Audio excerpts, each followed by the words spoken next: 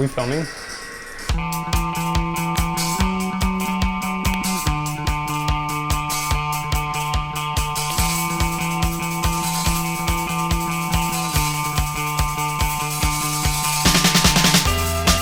Jumping back into the trenches with a new brand idea, coming more from the nostalgia of what I grew up with around music and skateboarding through the 80s and 90s. The name Fact actually is on the first New Order record. It was this whole really clever naming convention that was part of Factory Records. So it was like late 70s through the 80s. That period of music really resonated for me, and being a young teenager was really interested in stuff that was unique and underground and different. It was also very much intertwined with punk rock.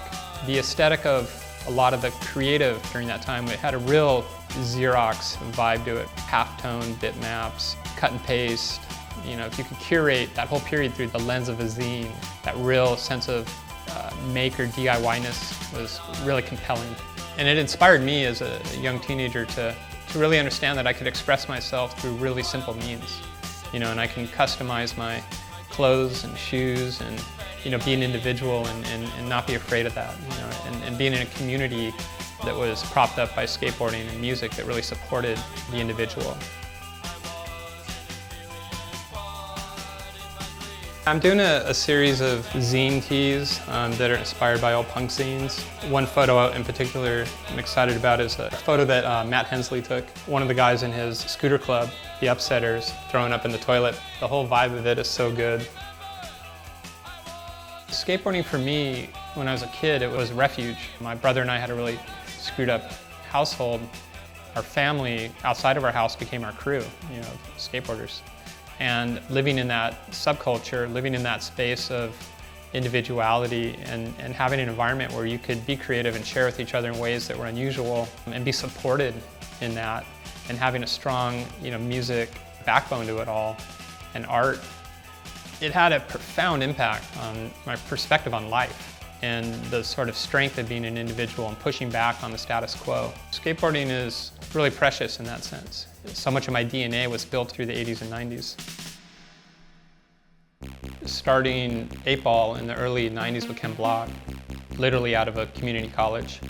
And then over time that evolved into Drawers Clothing, which was a denim-based skateboard apparel brand. And then as that evolved over a couple of years, then we started Dub, which was like an urban-inspired snowboard brand. And then we started DC. And DC was really coming from the place of Ken and I looking at the market and going, it's completely flat. There's no creativity. Everything looks the same. Juxtaposing that against the athletic footwear market and saying, well, why can't skateboarding footwear be more technical? Why does it have to be this simple capsule thing over and over and over?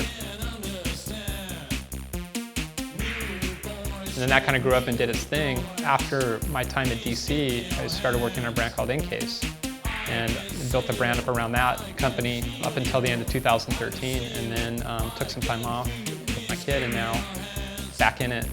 My kid has probably been the biggest source of inspiration for me to do this. I take him to skate parks all the time. He skates a lot. He's 7 now, and I've been taking him to skate parks a lot since he was about 3. It's given me this perspective that I would otherwise not have on skateboard culture, and how it's evolving on the ground from a creativity and expression point of view.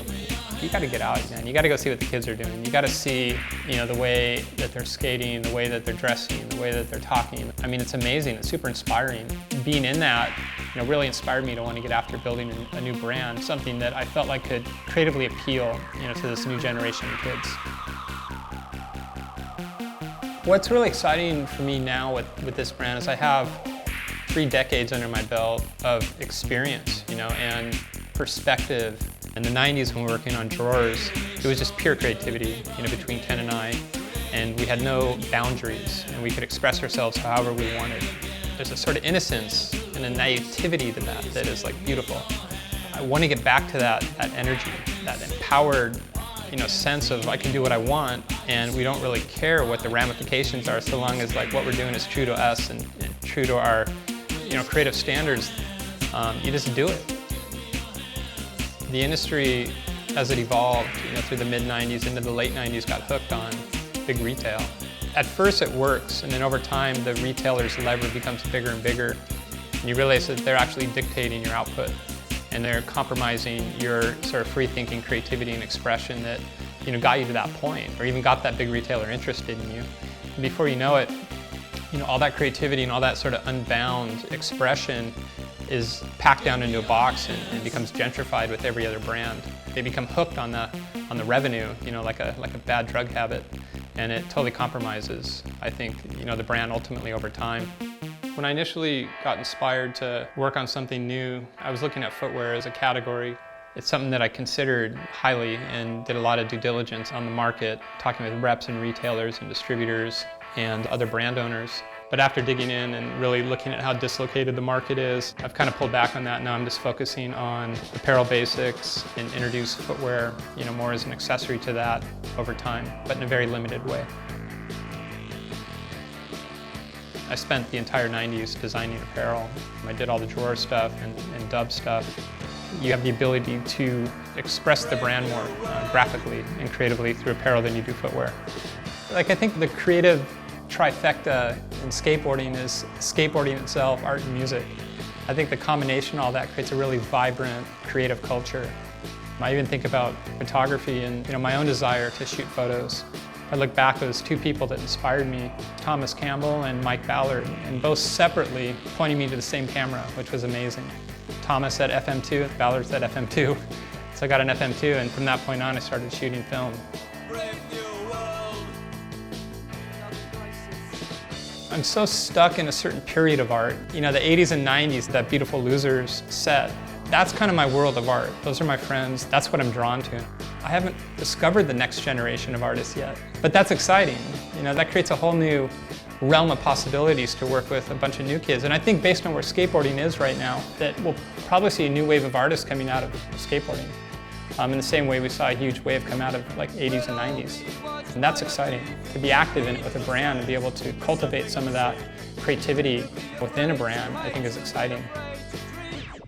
I don't necessarily want to say it's just an 80s brand, because I think that's so limiting.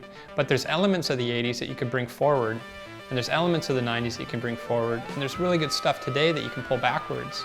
And so long as I think as it touches skateboarding and music and art, in whatever way that is communicated, I think it stays authentic to the brand's vibe.